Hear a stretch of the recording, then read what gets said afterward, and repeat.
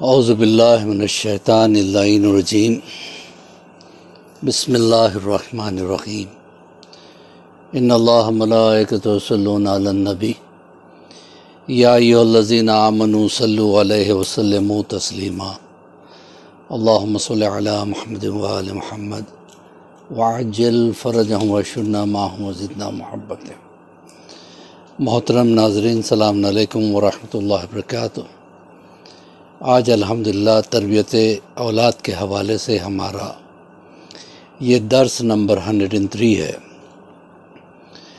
ہماری مسلسل یہی کوشش رہی ہے کہ شارٹ کلپس کے ذریعے سے کچھ بچوں تک کچھ نالج پہنچے، ہمارے جوان بچوں تک، ہمارے یوتھ تک کچھ نالج پہنچ جائے، اسپیشلی ان تک جنہیں علم حاصل کرنے کے لیے کوئی ذرائع نظر نہیں آ رہے ہوں، ایسی جگہ رہتے ہوں جہاں کوئی نہ مدرسہ ہے نہ کوئی حوزہ ہے، خاص کر ایسے بچوں کے لیے۔ اور اگر حقیقت میں دیکھا جائے تو اس سے بڑے بھی فائدہ اٹھا سکتے ہیں۔ عزیزو، دنیا کی سب سے بڑی حقیقت ایک ہے، وہ ہے موت۔ سب جانتے ہیں کہ موت تو آنی ہے، اور سب جتنے بھی زندہ ہیں سب مریں گے، کوئی نہ کوئی بہانہ۔ اور آج کل تو اتنے حادثات بڑھ گئے ہیں، کہیں بیماریاں بڑھ گئیں، کبھی وبا بڑھ گئیں، کہیں وائرس کی وجہ سے، کہیں کچھ طرح طرح کی بیماریوں میں، طرح طرح کے وائرس میں، طرح طرح کی پریشانیوں میں انسان پھنسا ہوا ہے۔ ہر آئے دن گروپس میں میسیج آتے رہتے، انا للہ و انا الیہ راجعون، فلاں مر گیا، فلاں مر گیا، فلاں گزر گیا۔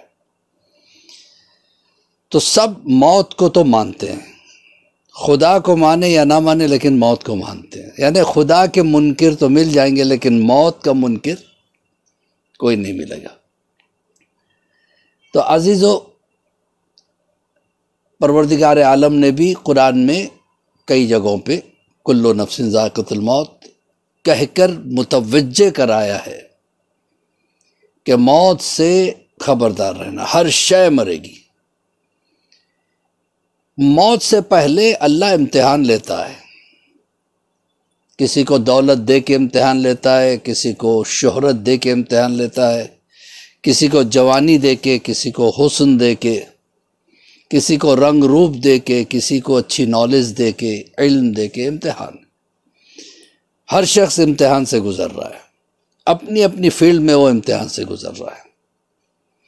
اللہ دیکھنا چاہتا ہے کہ دولت لے کے یہ مجھے یاد کرتا ہے یا نہیں، یا دولت چھن جانے کے بعد مجھے یاد کرتا ہے یا نہیں۔ لہذا انسان کو چاہیے کہ اس چھوٹی سی زندگی کو غنیمت جانے، اور مرنے سے پہلے وہ کام کر جائے جو میں اکثر و بیشتر ایک جملہ کہا کرتا ہوں، اللہ یا امام زمانہ، ان کو جو ہے زبانی دعویٰ خرچ کرنے والے پسند نہیں ہے، کام کرنے والے پسند ہے۔ اللہ بھی چاہتا ہے کہ میرا بندہ کچھ کام کر کے گزر جائے، امام بھی چاہتے ہیں کہ اپنے حصے کی تم محنت کرو۔ محنت کا مطلب صرف روزی روٹی کمانے کے لیے نہیں، بے شک روزی روٹی کے لیے محنت کرو، اگر نہ بھی کرو گے تو اللہ رزق تو پہنچاتا ہی ہے، کسی نہ کسی طریقے سے رزق پہنچ ہی جاتا ہے۔ ایک پاگل انسان ہے، وہ کیا محنت کرتا ہے، لیکن جب کھانے کا وقت آئے گا اس کے ہاتھ میں بھی روٹی نظر آتی ہے۔ بھروسہ اللہ پہ چاہیے۔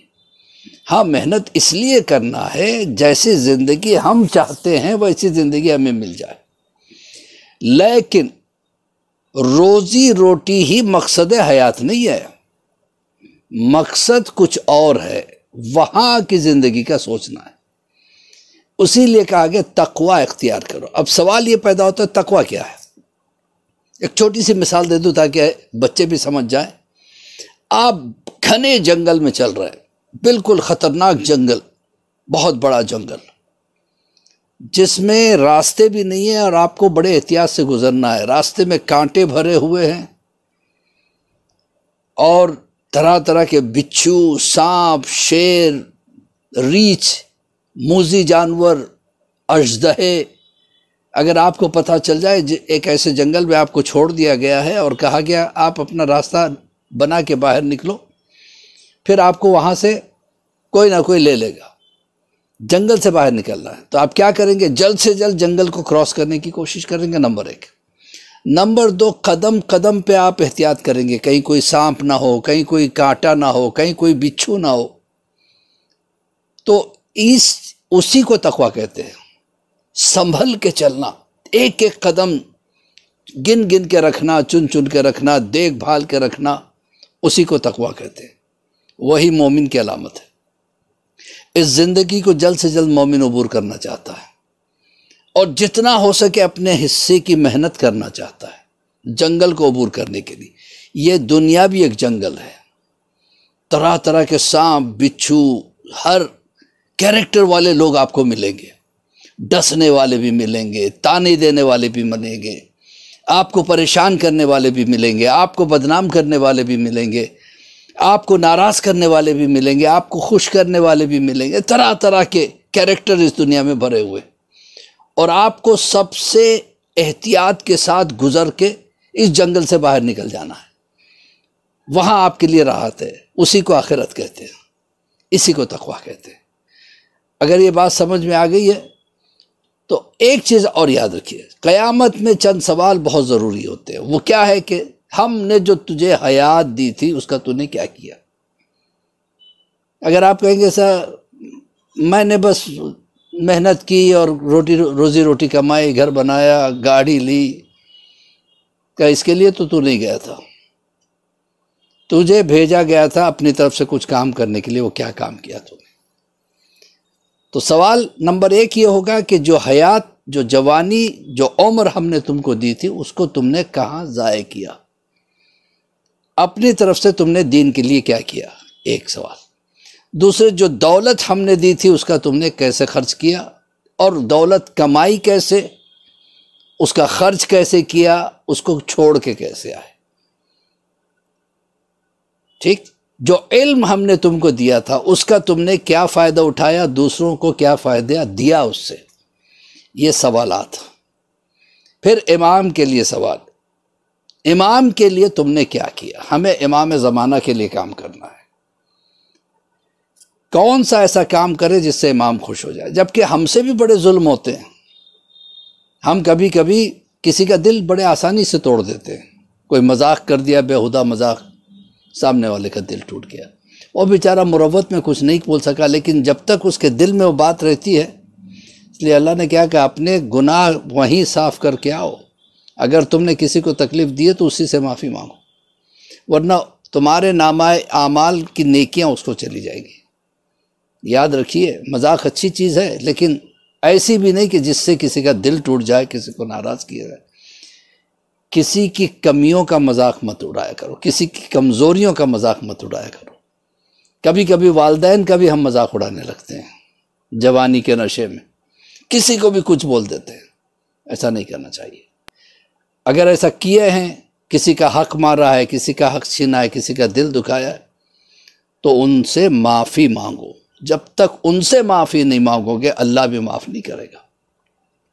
اب ہمیں پتہ نہیں جس کا دل ہم نے توڑا ہے وہ کہاں ہے، جس کو ہم نے ناراض کیا وہ کہاں ہے۔ اگر ہے تو ٹھیک ہے، معافی مانگ لی، نہیں ہے تو کیا کرے؟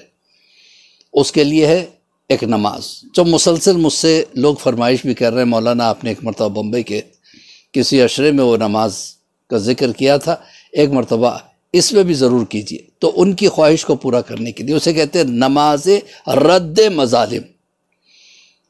رد مظالم، کبھی کبھی ہماری حرکتوں کی وجہ سے، ہمارے برے اعمال کی وجہ سے ہم پہ بلائیں آ جاتی ہیں، ہم نے کسی کا دل دکھایا، ہم بلائیں میں مبتلا ہو گئے کیونکہ ہم نے معافی نہیں مانگی۔ کسی کا حق چھین لیا، اس کا حق واپس کرنا ضروری ہے۔ اگر پتہ نہیں وہ ہے، زندہ ہے، نہیں ہے، مر گیا، تو پھر اس کے لیے کبھی کبھی بیوی شوہر کا مذاق اڑا دیتی ہے یا اس کو کوئی تکلیف دے دیتی ہے، شوہر بیوی کا مذاق اڑا دیتا ہے یا کوئی تکلیف دے دیتا ہے، اب ان میں سے ایک مر جائے تو اب کیا کرے؟ تو اس کے لیے نماز رد مظالم۔ ہماری جانِ قربان ائمہ طاہرین پر ایسی ایسی نمازیں بتا کے چلے گئے تاکہ انسان اپنے بلاؤں کو دور کر سکے۔ اب دیکھیے یہ نماز رد مظالم کا فائدہ کیا ہے۔ اگر آپ کا بزنس نہیں چل رہا ہے تو چلنے لگے گا، آپ کو خواہ مخواہ کسی نے بدنام کیا ہے تو آپ کی نیک نامی ہوگی، آپ کی صحت خراب ہو رہی، آپ بلاؤں میں مبتلا ہیں تو آپ کو صحت یابی مل جائے گی، آپ کی روزی روٹی بند ہو گئی ہے چاروں طرف سے تو آپ کو اس کا بھی انتظام ہو جائے گا، آپ کی صحت اچھی نہیں ہے، آپ کو بیماریوں نے گھیر رکھا ہے، آپ کی وہ بھی پرابلم دور ہو جائے گی، آپ کے بچے آپ کا ساتھ نہیں دے رہے ہیں، آپ کے فرما بردار نہیں ہے تو وہ فرما بردار ہو جائیں گے۔ دیکھا آپ نے تو کتنی چیزیں رد مظالم میں، 2 رکعت کر کے 2 کر کے 4 رکعت نماز، نیت کریں گے کہ نماز رد مظالم پڑھتا ہوں میں یا پڑھتی ہوں میں قربتاً اللہ، پہلی رکعت میں 1 الحمد کے بعد 25 مرتبہ قل اللہ، دوسری رکعت میں 1 الحمد کے بعد 50 مرتبہ قل اللہ، اس کے بعد تشہد اور سلام پڑھ لیا، پھر کھڑے ہو گئے، نیت کی 2 رکعت نماز رد مظالم پڑھتا ہوں میں یا پڑھتی ہوں میں قربتاً اللہ، اللہ اکبر۔ پہلی رکعت میں 1 الحمد کے بعد 75 مرتبہ 75 ٹائمز قل اللہ، دوسری رکعت میں الحمد کے بعد 100 مرتبہ قل اللہ، اس کے بعد آپ دعا کریں پروردگار انجانے میں جو مجھ سے ظلم ہو گئے ہیں، غلطیاں ہو گئی جس کی وجہ سے میں بلاؤں میں مبتلا ہوں، بیماریوں میں مبتلا ہوں، پریشانیوں میں مبتلا ہوں، میرے دشمن بہت ہو گئے، مالک میری حفاظت کرنا۔ پھر دیکھیے آپ کی ساری پریشانیاں دور۔ روز پڑھیں، روز نہیں پڑھ سکتے تو ہفتے میں 1 مرتبہ پڑھیں، ہفتے میں 1 مرتبہ نہیں پڑھ سکتے تو مہینے میں 1 مرتبہ یا سال میں 1 مرتبہ پڑھیں ضرور۔ اور عباس علی خوئی کو اپنے دعا میں یاد رکھے، بس اسی کے ساتھ میرا سلام قبول کرے۔ ہم دعا کرتے پروردگار امام کے ظہور میں تعجیل عطا فرما اور ہم سب کو امام کے چاہنے والوں میں شمار فرما۔ فقط والسلام ورحمۃ اللہ وبرکاتہ۔